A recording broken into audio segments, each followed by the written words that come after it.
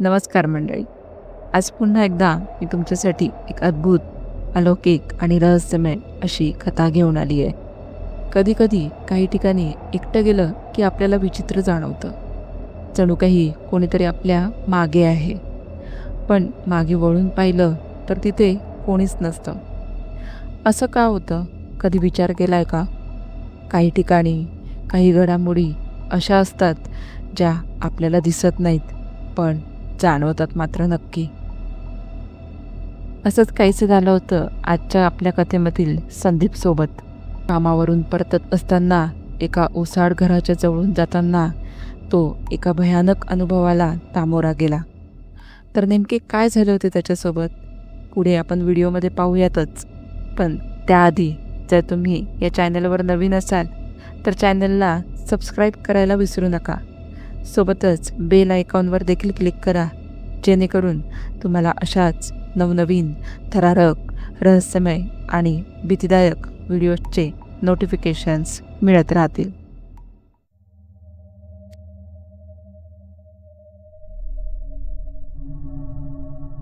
ही कथा आहे संदीपची, जो एका जुन्या ओसाड घराच्या जवळून गेला आणि त्याला एक भयानक अनुभव आला.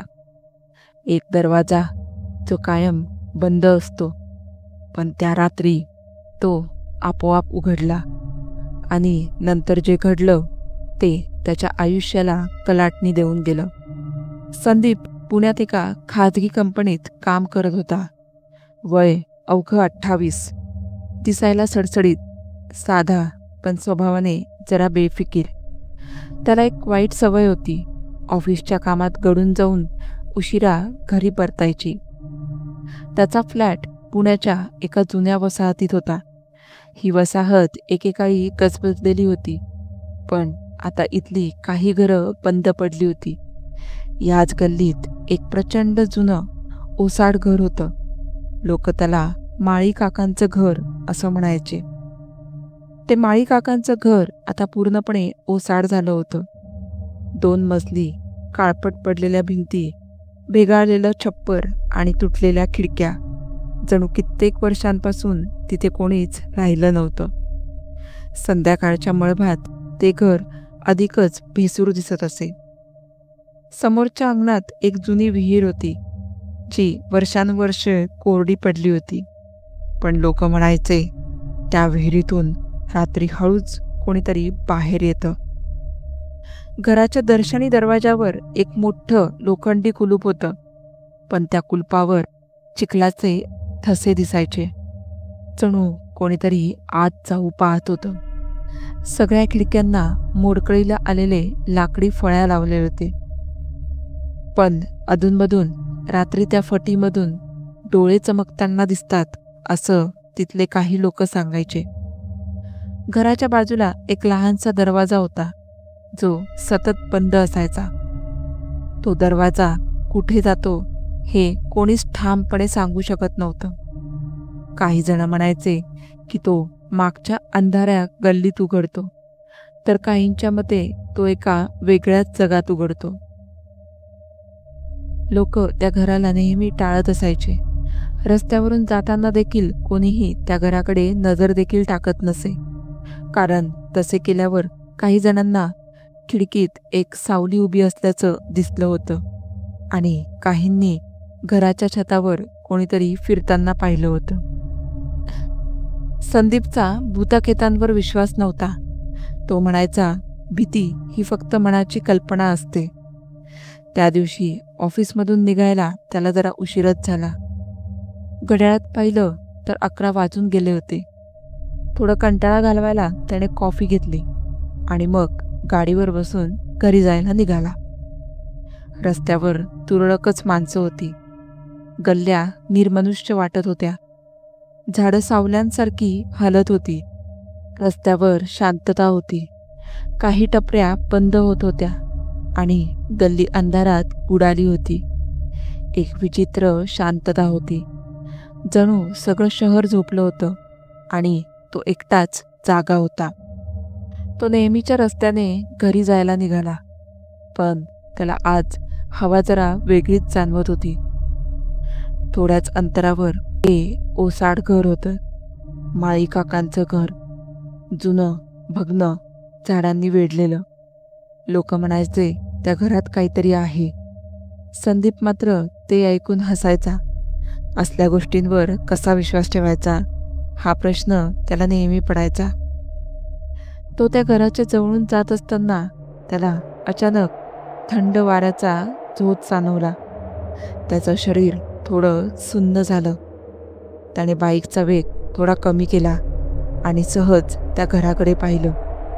आणि त्याच वेळेस त्या बंद घराच्या बाल्कनीचा पडदा हलला. संदीप क्षणभर स्तब्ध झाला. अरे, इथे तर कोणीच राहत नाही. मग तो त्या पडद्याकडे बघतच राहिला. त्या पडद्याआड कुणीतरी आहे असं त्याला वाटलं. तेवढ्यात त्याच्या मागून कुत्र्याचा जोरात भुंकण्याचा आवाज आला. त्याने दचकून मागे पाहिलं तर एक काळपट कुत्रा त्या घराकडे डोकं वर करून बघत होता. जणू त्याला तिथे काहीतरी दिसत होतं. त्या कुत्र्याने भीतीने शेपूट गोळा करून घेतली होती.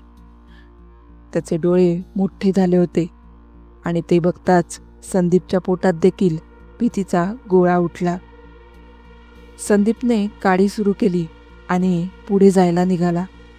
पण त्या क्षणी त्याच्या कानाशी हलकासा आवाज आला. जणू काही कोणीतरी त्याच्या कानात कुजबुजलं.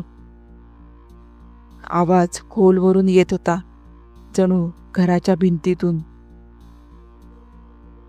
त्याचं अंग गारठलं. कोण बोललं? त्याने स्वतःशीच पुटपुटत मागे पाहिलं, पण तिथे कोणीच नव्हतं. त्याला काहीतरी विचित्र जाणवत होतं. त्याने पुन्हा गाडी सुरू करायचा प्रयत्न केला, पण तोच एक मोठा आवाज झाला. त्या घराचं दार आपोआप उघडलं. हे कसं शक्य आहे? संदीपच्या काळजाचा ठोका चुकला. त्या दाराच्या मागे काळोख होता, पण तो काळोख हलत होता. संदीप नकळत त्या दाराच्या दिशेने ओढला गेला आणि त्याला असं जाणवलं की त्याच्या मागे कोणीतरी उभे आहे. त्याच्या अंगावर सरसरून काटा आला. हे भास आहे की खरंच? हळूहळू त्याने मान वळवली आणि त्याच्या कानाशेजारून एक थंड श्वास गेला. त्याच क्षणी त्याला एक अस्पष्ट हसू देखील ऐकू आलं. त्याच्या शरीराला कंप सुटला. तो मागे वळला, पण तिथे कोणीच नव्हतं. त्याचं अंतर्मन म्हणालं, पळ, पटकन पळ इथून.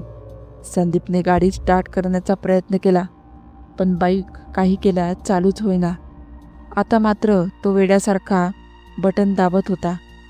पण त्याचवेळी त्या घराच्या छतावर काहीतरी हललं. संदीपने वर पाहिलं. पांढऱ्या कपड्यातील एक आकृती त्याच्याकडे सरकून येत होती.